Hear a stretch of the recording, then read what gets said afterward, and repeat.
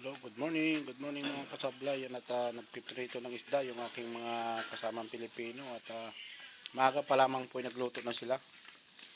At kasi kami pong nagtataka po kami kami po lahat mga Pilipino rito ay tinamaan ng lagnat. Hindi po namin alam kung bakit.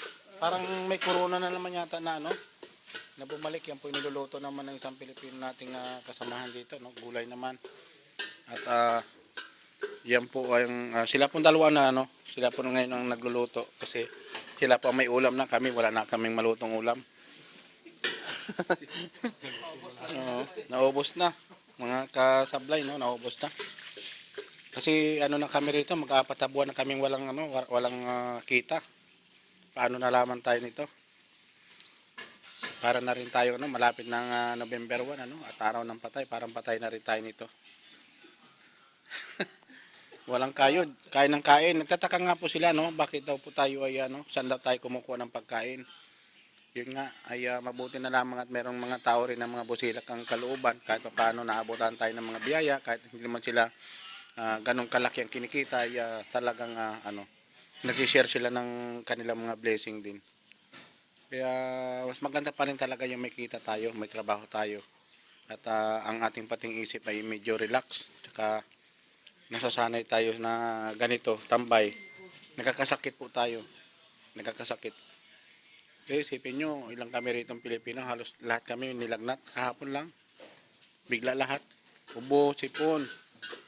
Kaya nagtataka po talaga kami kung makakako bumalik na naman yung makakako bumalik na naman yung corona. At ito po, luto na po yung niluto ng isang Pilipino rito, si Valencia OFW TV. Yan. Suportahan niyo po ang kanyang mga vlog na ginagawa, Yan naman po at magandang umaga po ulit. Bye bye po. Maraming salamat. Bye bye.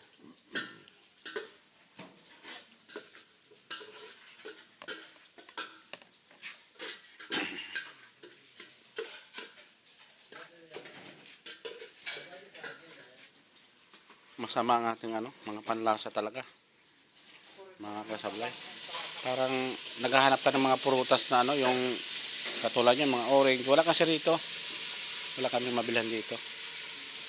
Kahit man lang sana 1 kilo nun, okay na. Paghati-hatihan sana namin kaso wala talaga dito.